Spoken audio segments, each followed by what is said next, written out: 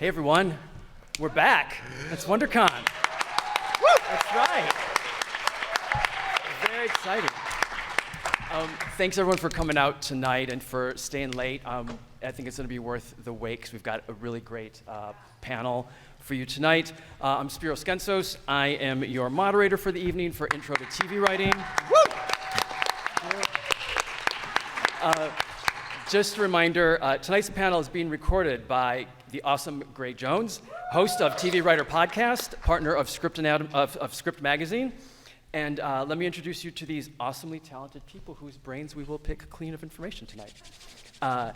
Davy Perez is currently co-executive producer on the upcoming series Star Trek Strange New Worlds. His previous credits include the longest-running U.S. sci-fi series Supernatural and the Emmy Award-winning American Crime. Davy is also an alum of the Disney ABC writing program. We also have Rebecca Vail. She, her, is currently the director of television for Amblin Partners, where she develops new scripted and unscripted projects for the company.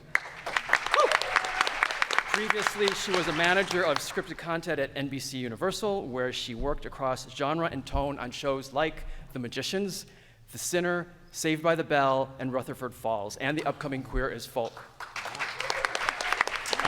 Before NBCU, she attended the Peter Stark producing program at USC. She's passionate about why we tell stories, how we tell stories, and most importantly, amplifying the voices of writers who haven't been able to tell the stories on the platforms that we use.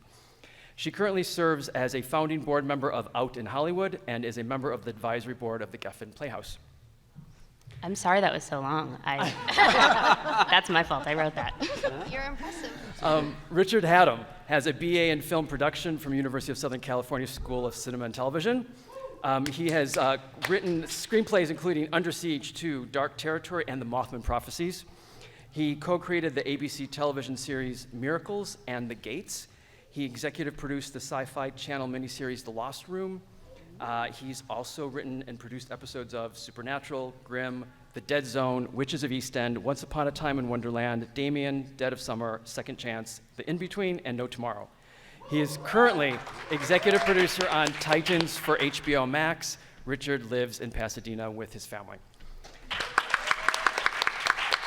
And then we have Stephany Folsom, who has written on Marvel's Thor Ragnarok, Lucasfilm's Star Wars Resistance, and co-wrote Pixar Academy Award-winning Toy Story 4. She's also consulting producer and writer for Amazon's Lord of the Rings, The Rings of Power, and is the creator, executive producer, showrunner, writer of Paper Girls, that's soon to be on Amazon Prime.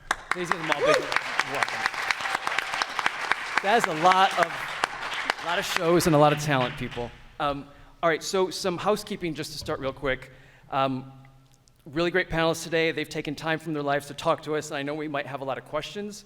So let's remember to try to get right into our question. Please don't reference the personal details of any script you might be asking a question about that you're writing. Also a reminder that this is a spoiler-free zone, and our panelists cannot talk specifics about the shows. And for legal reasons, please don't pitch them or ask them to read your script because they cannot. With that behind us, let's just jump into it. All right, so folks, we're going to talk about writing today. We're going to talk about our scripts. First, I'd like to take the pulse of the room. Who's written a spec script of an existing show or an original pilot before? Show of hands? Okay, great. Who's here because they haven't but want to? Awesome. Okay, this is great. All right, so there are two types of spec scripts that we'll talk about that you can write. You can write an original spec of your own, with your own show, your own voice, your own idea, or you can write a spec of a show that exists. And there are reasons for both of these specs, and we'll kind of talk about that now. Let's talk about speccing a show first. Panelists, do you read specs of shows, and why or why not? Like, why do we need to write a spec of a show? I'm kind of looking at Rebecca, because I think she has a good take on this. Oh, you're looking at me? I actually thought this would be more for everyone else. I don't tend to read specs of existing shows. They can be helpful. I've actually talked about this with comedy folks. If you can write a spec in the tone of a comedy and you can write those jokes, then you can staff on that show. But generally speaking, I tend to read original specs, whether that be for staffing or for development. I think, and I feel like I should probably throw it to you for this, that the use of specs of shows that exist now are often for programs and writing programs, which you are a graduate of. To my knowledge, that's probably the most efficient use of them right now. And I think the reason for that is it's a great exercise if you can capture the voice of a existing show that the evaluators that are reading it can say, well, then they're easier to teach and to staff. But to my knowledge, most showrunners are all reading original specs and not really staffing off of a spec of an existing show. I think it's a valuable exercise, and that's probably why the programs use it, and they tend to put that on their application process, because you do learn from it, and it does speak to what your ability is. But I think it's a first step to then writing your own original, which could then actually get you hired. Yeah, it's funny because when I ask that question, it's often very polarizing, usually for half the panelists are like, if you haven't staffed, you need to write a spec script because I don't know if you can write on my show, and the other half are like, I'll read your pilot. So this is you're gonna get miles may vary with, what you write, whether it's spec or, an original pilot. Well, and I will say, yeah. you said it's a great exercise, and I think if you're looking at the shows that you love and you want to figure out how you want to write and what you want to write, to emulate things that you already respect and love is a great idea. It's just not necessarily as helpful when we're staffing a show that is new or isn't necessarily in the tone of the show that you're writing. Yeah, I totally agree. I think especially for people who haven't written anything or you're sort of trying to get into a headspace to write your first script, taking a shot at a show that already exists, the characters exist, it's something you love, you know the characters well, go ahead and do that. Way decades ago at the beginning of my career, that's what I did, and it was like training wheels. It made me feel like, oh, okay, now I'm sort of up and running, and I can now try to do something original. But it can help you, and it also helps you learn television structure. And we can talk more about that as we roll along. Yeah, definitely that's going to be huge. Is anyone here in the process of writing a spec script that they're going to submit to workshop or anything like that? Because we've got some people like that. So I think we should definitely talk some more about that. We can run down some basic nuts and bolts about writing a spec of an existing show, because like you were saying, a lot of people start off that way, they learn structure that way. I feel so far from all of you guys. And then after that, we can jump into pilot writing. But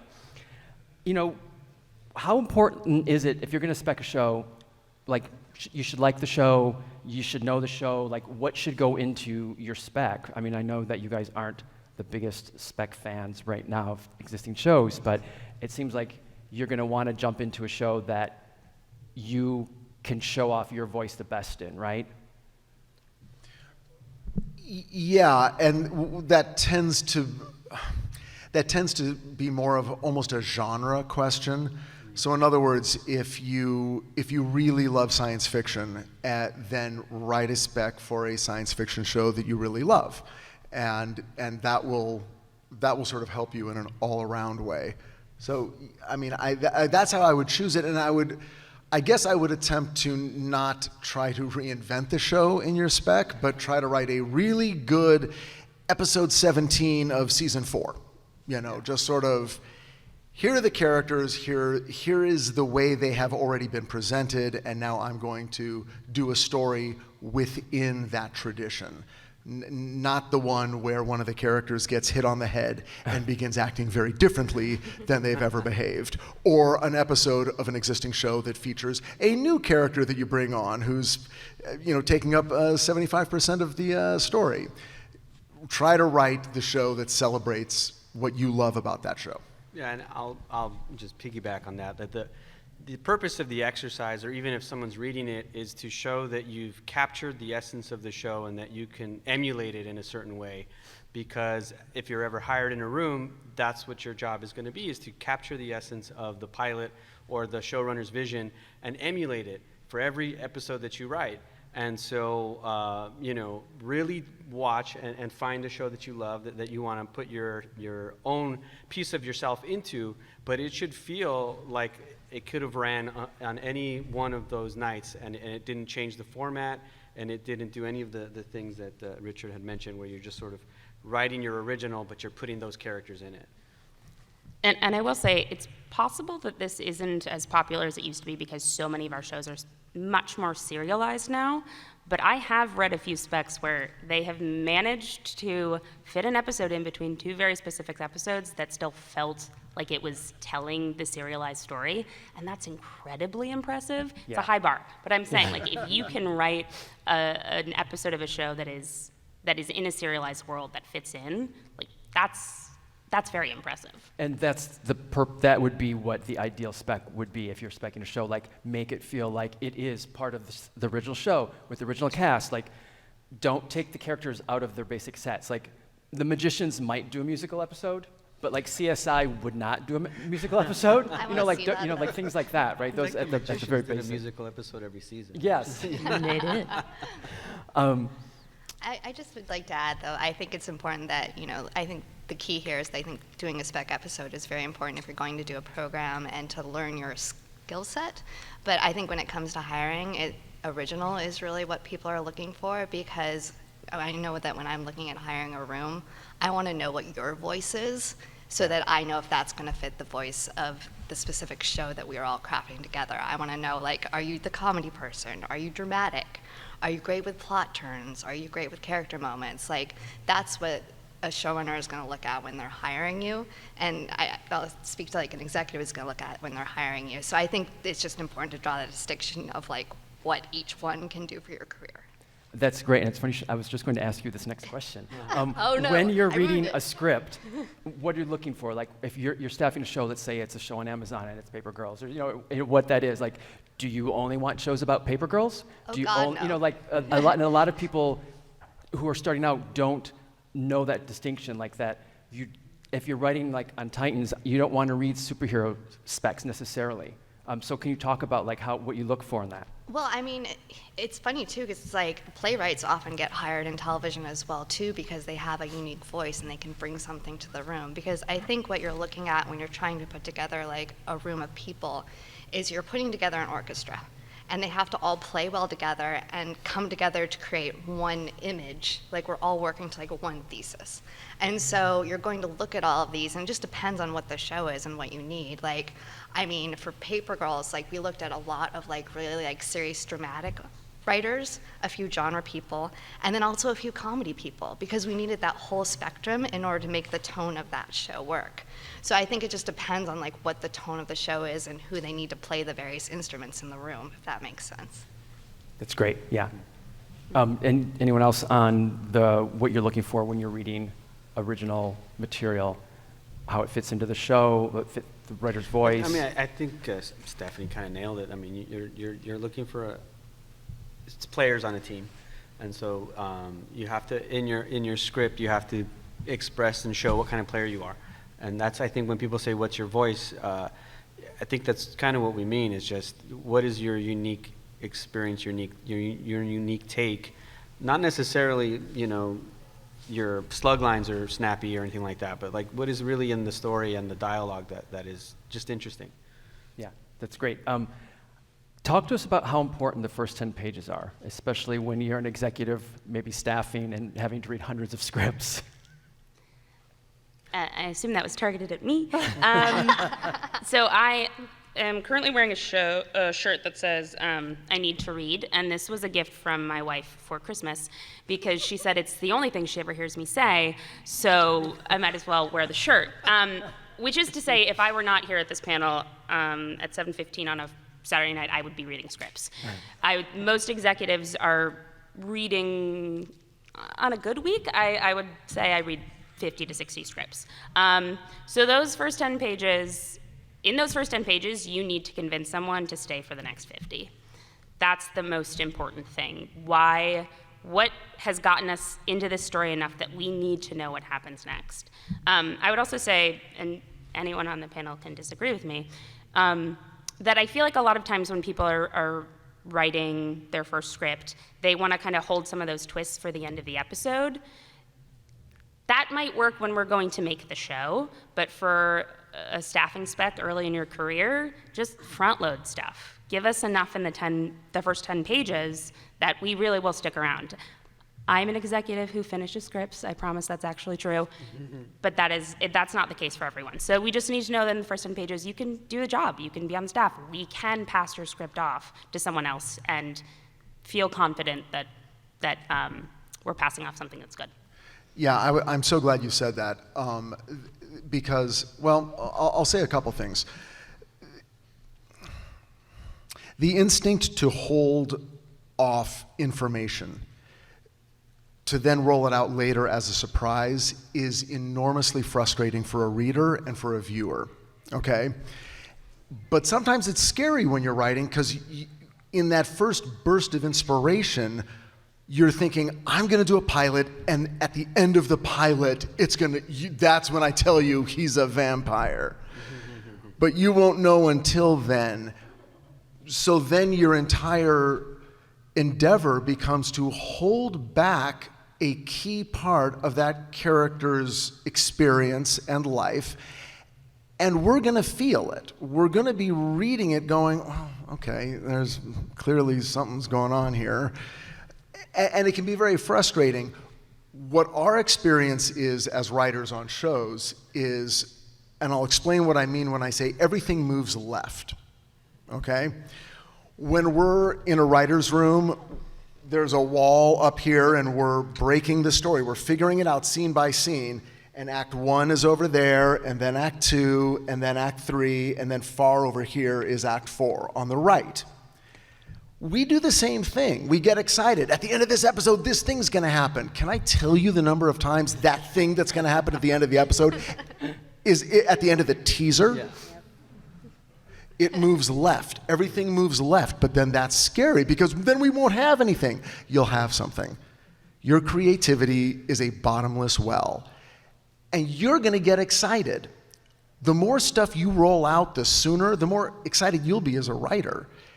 And that will encourage you and almost subconsciously provide the opportunity for you to come up with amazing things for Act 1 and Act 2 and Act 3 and Act 4. You'll have no trouble. I think I'm gonna, I can't quote this properly, I'm gonna totally butcher it, but like Kurt Vonnegut said that his style of telling a story was to tell you what the entire story is up front and then surprise you how he ended up getting there. And I think that there is a lot of truth in that, especially when you're writing TV. I think that you need to, in a certain way, breadcrumb kind of where you are going with the story, what is going to happen, and then you surprise people with how you got there. But if you hold it out until the end, people just end up being confused and aren't on that emotional journey with you. And so I think that's such smart advice. And then you're also ruining your chance. Yeah. Like if you give the flat ending, then your script doesn't get passed on, right? Well, yeah, and the other thing is, don't, again, as you're starting out, don't get too enamored with, oh, I'm gonna give you the biggest plot twist you've ever seen, or I'm gonna write the most original script you've ever seen. Originality is overrated.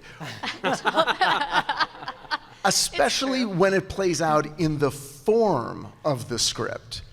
You don't need formal originality. I'm gonna start at the end, or I'm gonna do that thing where something crazy happens, then it says, okay, 24 hours earlier, which I think we have now moved beyond. In that first 10 pages, blow us away, but you don't have to blow us away with exploding cars and zombies crawling out of the ground. I would, and it's gonna sound weird, but blow me away with authenticity. Write a scene about somebody at work that really feels like a day I've spent at work.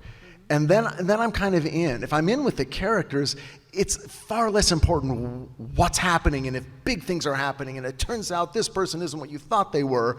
I'm gonna be into a person and a relationship and a personal human problem way more than I'm gonna be into, wait, they're not just zombies, they're from outer space. And I do say, oh, I'm sorry. No, go ahead. Okay. Speaking to what you're saying, in those first 10 pages, I want to know what the status quo of the world is. I actually need to know where we are and what's going on. Who is a character that I care about? What do they care about? And to some extent, what is the show about? What is the theme? What is something that you're going to explore here to get me to keep writing? Those are the 4 things that I most specifically look for. and just this reminds me of advice I got really early on, because I had this tendency, and I hear it now from other people when I talk to them about, well, you learned that in the second episode, or in the you learned that in the season you're gonna, and someone said, Davy, you don't have a second episode. you don't even have a pilot. And it's true, you don't, so like you said, you don't have a script. You have 10 pages, and if you could do that, then you'll get 20 pages, and then you'll get 30, and then maybe they'll read all the way to 54. And that's kind of how I started to think. Like, I don't have them. I have to get them, and I have to keep them. And and anything that I think is the clever thing that comes out later, like, no, I need them to know it, and I need to tell the story. Excellent. So spot on. I'm sorry, we're going to jump in? No? Nope. Okay, great. Let's talk for a second about what does write what you know really mean, and how important is writing from personal experiences? I don't know. This always bothers me when people say write what you know, because Can you step up the mic a little bit? Oh, sorry. I need to punch over here a little more. Sorry about that. I hate it when people say write what you know, because I think it can be misinterpreted as being like, oh, hey, like I had a sandwich today, and then, like I Right. kind of drove around, and like I went to the mall, and like no one wants to hear that, and no one wants to know that.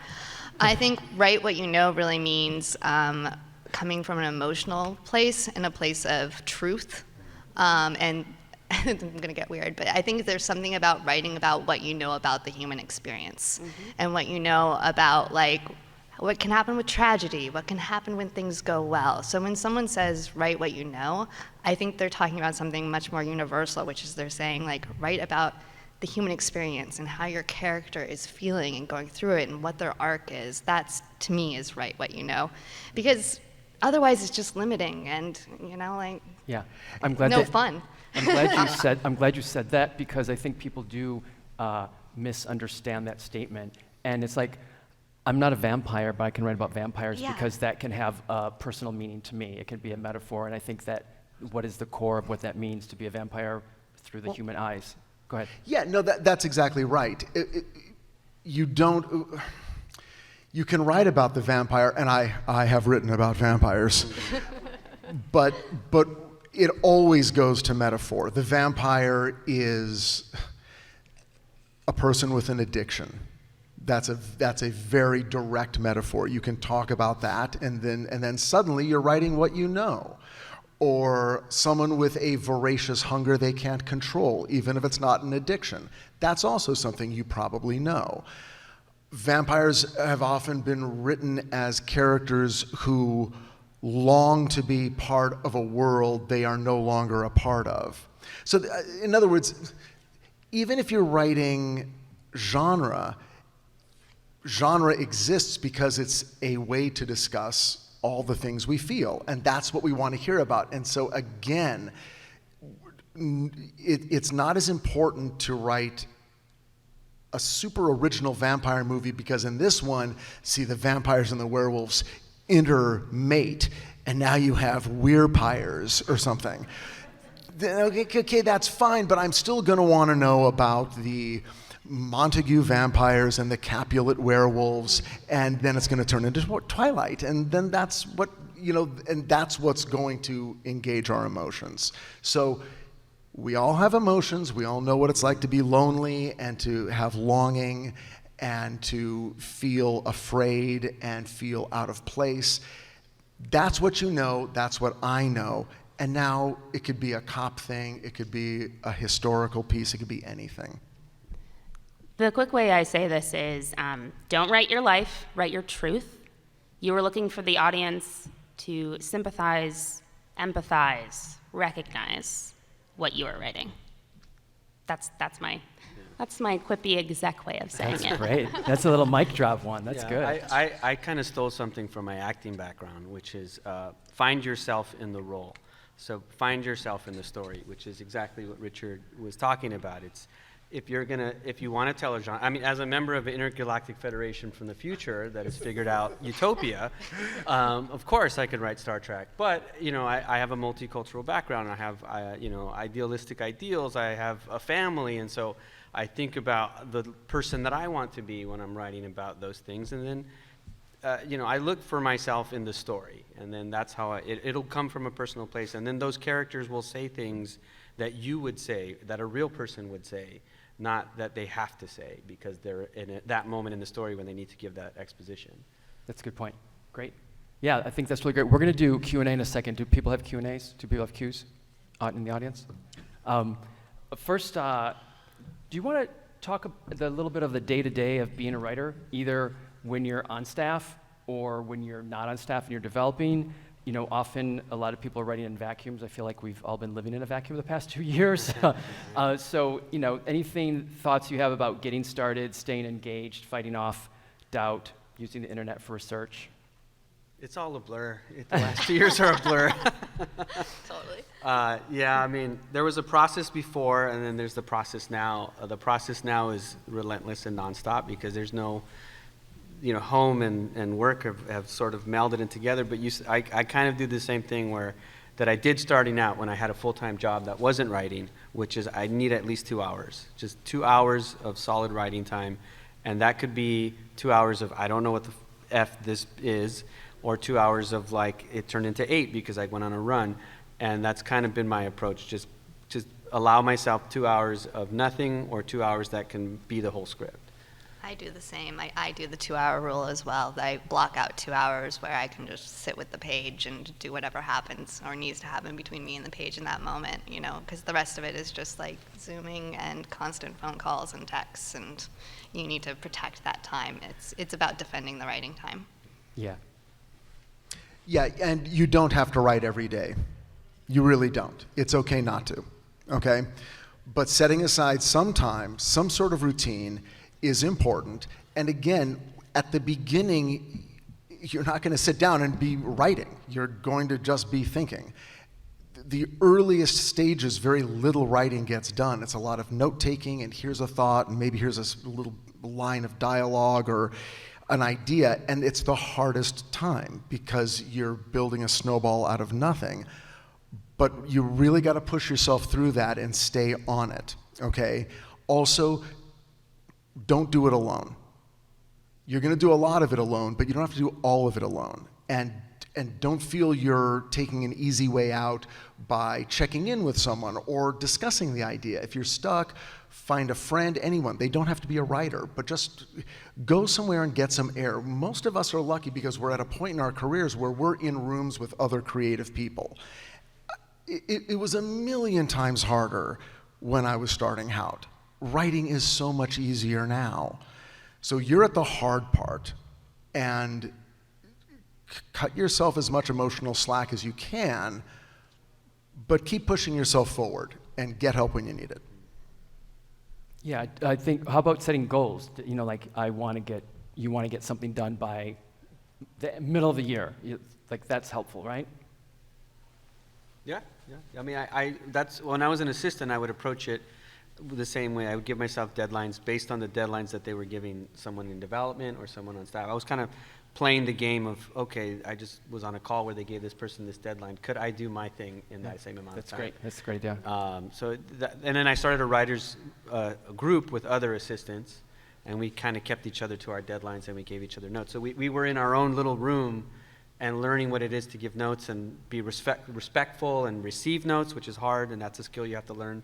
And so as I was getting better in my writing, my interpersonal other skills that you'll need as a staff writer were also developed. That's great. I think that's so key, though, having a community as a writer. I think having a writers group is probably the key to success, because there's only so much you can do in a vacuum. As they've said, you have to show other people, you have to get feedback, you have to work it, you have to massage it. You're gonna get lost in the woods for a little bit, and somebody has to show you the forest, and then you have to go back in the woods. And so you need peers who are in the same boat as you, who can help you, who can hold you accountable and help you along the way too. I think that's so key. And also, it's a freaking hard job, and it helps to have friends in it with you. That's really well said. And the accountability is a big deal. And also, if you're in a writer's group and you're being held accountable, I mean, I know for me it was motivating getting started, because I was like, oh, I don't want to let anyone down. I don't want to be the weak cog. I want to make sure I finish. And you can use your type A personality for the better, and to get your work done. That's really great. Are there any questions at this point, up to this point? I see a hand back here and a hand over here. Do you want to say your question, then I'll repeat it? Thank you very much for clearing up and making that clear delineation about what spec scripts and original files for. That being said, what avenues do you recommend to being one of those hundreds of scripts that you read, or original files that you read just for staff? So the question is how to get your script to be the one that makes it through? To paraphrase? To be one of the ones that like gets in front of the show. Okay. So you're talking about representation. How do you get your script in front of them? Yes? Yeah. Okay. That's always the hardest question when people ask it. It used to be, I was like, oh, you can get a manager. That's easy. But like in the past 2 years, nothing is easy. Thoughts? Anyone? But there's no one way. You know, there's faster ways. One way is to increase your network of people that are also trying to get in, because if they meet somebody that works at a place, then you'll meet that person that works at a place. So meeting other writers, meeting other assistants, meeting people who work at agencies that want to be managers and agents, because they can sometimes champion you. And then the programs. You know, every studio has a program that is meant to find underrepresented voices. So it goes back to, write your original and have it be the best original. A lot of those programs are going to want you to have a spec. And so the spec is going to help you with your craft, and then that original is going to help you with your career, if that makes sense. Yeah, it's and now it's even harder, but one of the things I recommend, because I teach a class, is to take a class at UCLA Extension or at USC, one night a week. Whatever you can do, you're immediately in a room with other people who are trying to do what you're trying to do, and maybe they've moved forward a little bit quicker. And I've seen it happen in class where people are suddenly like, oh my gosh, this person works at this company, or that person, is doing this thing that is what I'm interested in doing. And it's difficult because it sounds like we're using the term networking, and that always sounds kind of gross because it sounds sort of predatorial and also very self-serving. What I have found is that in this generation of writers is that it tends to be much more supportive. It's just like, I'm happy to be with other people who are trying to do what I'm trying to do, and people actually do support each other. When I was coming up, I didn't want to be around any other writers because they were my competition, and they frightened me, and they enraged me. And I think that you guys, I'm not seeing that a lot. I don't know, maybe you're just hiding it better, but if you can, take a class, and again, being alone in your home is going to be tough. That's part of the job, but now you also have to get out and find other people like yourself. The way it was worded to me that got me out of I don't want to meet people, was people like to work with their friends, so make a lot of friends. And people will always hire their friends, so be everyone's friend. And yeah, I was told the same thing too. It's not about networking. It's go out there and make some friends, because the thing is you're going to have to spend so much time with these people in a room with limited snacks sometimes, and now over Zoom all the time. Like, you want to all get along and have a good time. And so it's fun to go out there and meet people who are kind of in the same boat as you and are doing things like that. It's a fun opportunity, because I don't know, I'm sure most of us are probably introverts. I'm an introvert, so the idea of going into anywhere and meeting strange new people is a little bit terrifying, but it's fun. You're all in the same boat together. You're all trying to make things together. You're just gonna go out there and meet people, and it's gonna be great. You'll be fine. And I think there's also the impulse when you're starting your career to feel okay, I need a showrunner to look at my material now. And I just want to remind everyone that once you start in this business, it's a long career. And you might be well, I don't want an assistant to read my script. That's not the person who's going to get me the job. But you're all going to grow together. And, they're talking about their networks. The reason that we're as tied to the people who we started with as we are is because we went through the trenches, and it was tough. And so you want to grow with these people. So just, when you're meeting them, just because they can't get you in front of anyone important, that's okay. You want to experience how long your career is going to be. Don't try to throw yourself in before it's time. Yeah, and another thing is let people read your work. There is a somewhat irrational fear among, early writers that someone's going to steal my idea. I've got this idea, and if I show my script to anyone, they're going to steal it. Well, you can see the problem here. Oddly enough, this is not a business of ideas. It's a business of execution. Okay? Let people read your script. It's so much cheaper to buy your script if they like it and want it than to steal it and then worry about a lawsuit. No one's really interested in that. Let people read your work, get it out there. Well said. Also, just going back to about making your networks and everything, this goes for the same reason why these people are on the panel, is because they're people who I either know personally or whose work I know and I've heard great things about them, and I want really nice people who want to share on panels, and that's, again, is networking. And that's people who you either were staffed with or you developed with, people that you know who are your friends, and those are the people who you want to be around, because life is too short to be around people who are unfriendly. You made me think of an anecdote. Yeah. So I came up the assistance ranks, and so I worked at ABC as like a second PA pretty much individual, and I was getting coffee for a lot of the executives, and I think it was maybe 3 years later when I got into the writing program, and then I was meeting the executives who were hiring for their show. I walked in, and there was Michael McDonald, and I said, vanilla latte. And he was like, what? Oh, you're the guy who used to get the coffee. And I'm like, yeah. And so we just sort of caught up, and then he goes, oh, yeah, and I'm staffing a show. And I'm like, yeah, I read the script.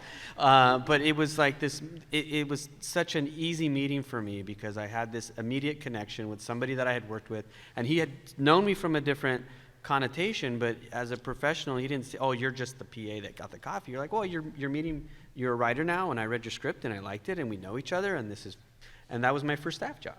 Yeah, that's awesome. That's great. It's perfect. There was another question over here, right? Yeah, hi.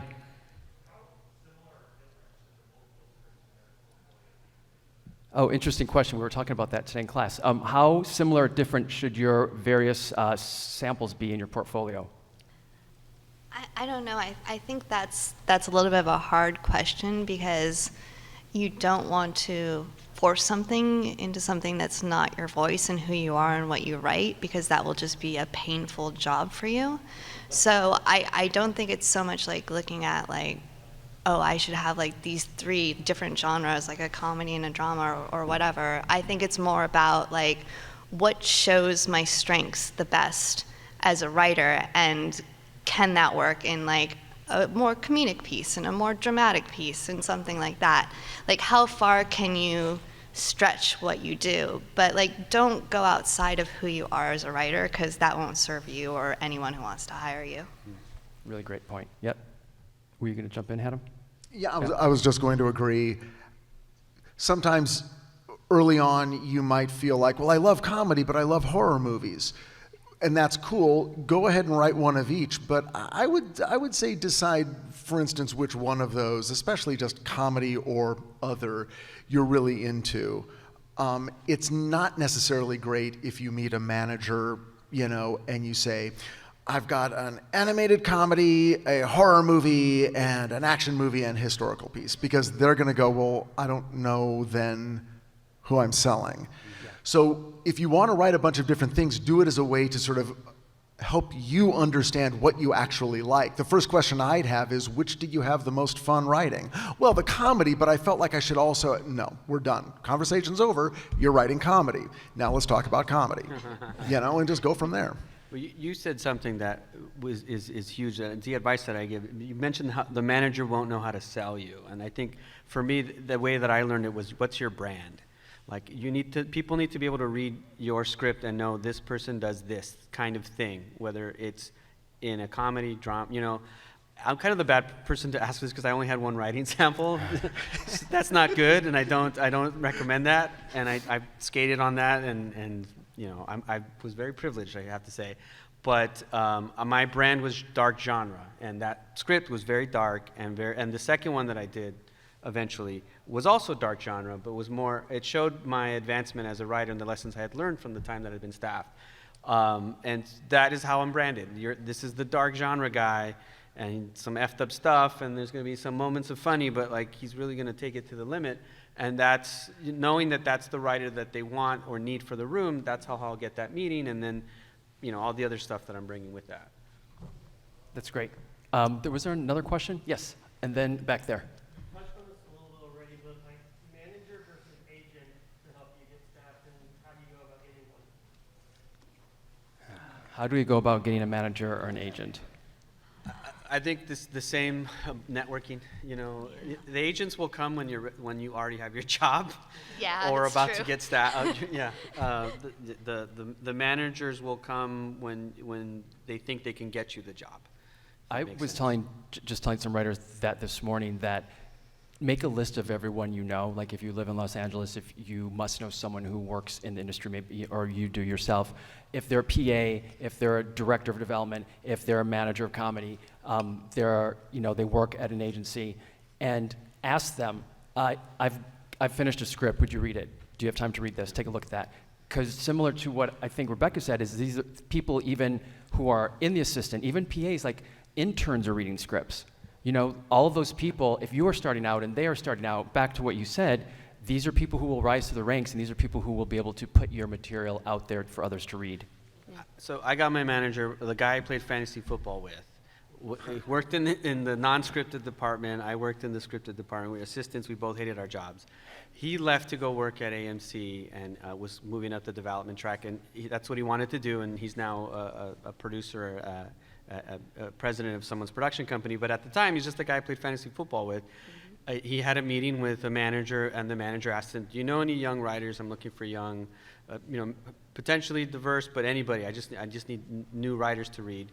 And he goes, my friend Davy is a writer, and he's on a desk right now, and he gave him my script, my one script, and that's how I got signed. I mean, there's a whole story with my manager that he read it, and it's like, gave me a bunch of notes, and he's like, when you're ready, come back. And I turned that script around in 4 days and said, I took your notes, thank you for the meeting, and here's the script. And he read the script over the weekend. He said, yeah, I'm going to sign you. That's, no one's ever done that. Taken my notes and did a rewrite this good. And it's all through personal connection and work ethic. And when you're ready, stuff like that will happen for you. I think that's absolutely true. I mean, Davey, you're spot on there. And I also think that there's another aspect of it, too, that they're called managers and agents because they're managing things and they're agenting things. And so I think that the hard part when you're starting out is you have to do it a lot yourself and get those connections to get you the job before you can bring in someone who can actually assist you in managing with what you have and agenting what you have. I think that this idea that you'll just get like an agent and then suddenly you'll get a job is kind of a falsehood. I think you have to do so much of it yourself, and then when you've done a lot of it yourself, there's usually too much and you need someone to help you then. So it's kind of a weird catch-22. Absolutely. Yeah, definitely. There was a question back here.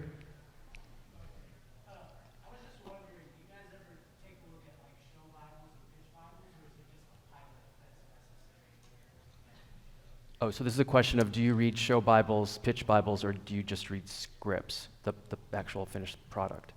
I imagine that's probably most appropriate for me, because when you guys are staffing a room, you don't need to see those. If you're submitting a script to us for development, we'll look at pitch material, we'll look at show Bibles. We want to have we need to know that you know where this show is going. Even if it's not where it ends up going, we need to know that it all lives in your head before we can put our name on it, our time into it. But if you're writing a spec for staffing, that's not necessarily something that needs to be a part of the package. And I would say, as when you're starting your career, it's great to know where you want these shows to go, and it's great to know that you want to eventually have the show be on the air. I would just say the likelihood of your early specs becoming television shows in the near future is very low. So I would spend more of your time really thinking about how to make these connections, how to create your network, how to get into a writer's room, how to learn from these people who have been doing this for a long time, who whatever you're going to learn from them, it's going to make that material better. So I would say, like, don't spend that much time on those things. Spend the time on the material that'll get you to work with these people. Really great point. And also, just to clarify, if you were thinking, I didn't know if you meant, can I staff with just sending in a pitch Bible or something? Okay, great, because it's, again, back to what Rich said, it's all about the execution, the finished product. No one wants to read an outline for staffing or a visual Bible for staffing. They want to read a finished script to see what your voice is. Good. We have one more question. Who will that be? In the front here? I want to be a showrunner, and I'm not, can I ask a question about that? Yeah. Right, okay. So how do you get into the room to pitch? Like, how do you make the contacts necessary to actually pitch to somebody that could pick up your show potentially? Okay, so the question is, you want to pitch and sell the show to get to the air. Sure. That is, we can have multiple angles. Well, yeah, Stephany, you're showrunning right now. How many shows have you worked on before you showran your first show? Well, I'm an odd duck because I worked on one show previously. I sold a bunch of pilots, but I had the advantage of writing a billion-dollar film that won an Oscar for Pixar. So that got me a TV show. I didn't set that question up correctly. Yeah, That's one way. I don't know how I made that path. I don't know how you would follow that path. I think that just speaks to the fact that there's no one way to do this. Well, and how many rooms were you in before you showran?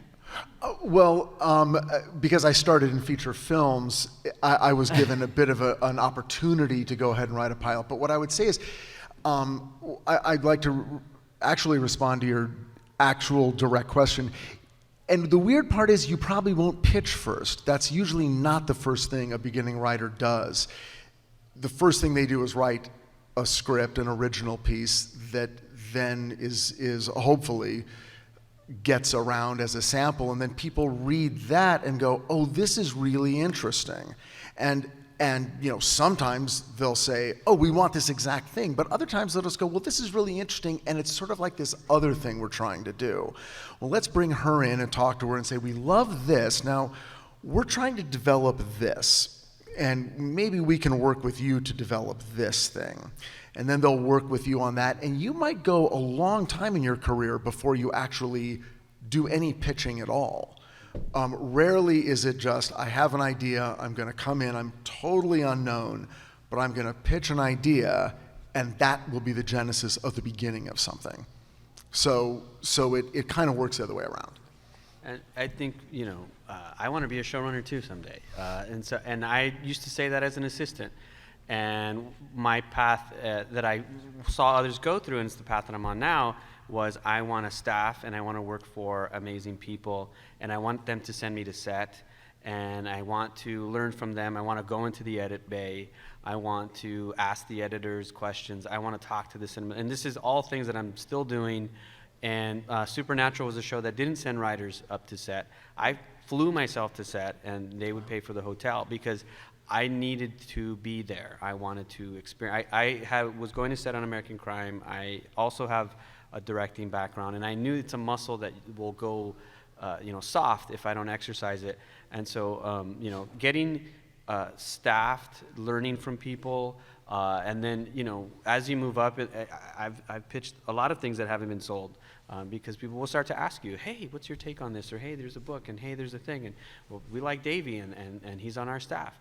And now I'm hitting a stride where it's getting closer, I will say, but I'm happy with where I'm at. I'm happy that I'm growing, and it's a journey, and the marathon is the fun part, That was good and well said. And another point I think also to be aware of is that if you've never been in a room before and you have no writing experience, and you go and you pitch a show, and let's say a studio does meet with you even though you're an unknown, you're not going to run your show.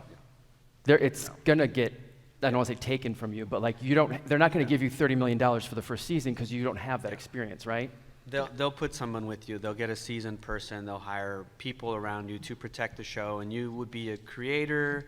You might be a writer, you might even get the producer title, but there will be someone who at least for 2, if not 3 years, will be running that show as you learn rapidly from them, if maybe potentially they could give it to you in season 4. Yeah, great. I think that's all we have time for. You guys, thanks for coming out tonight. Please give them a big round of applause. Thanks for everyone for coming.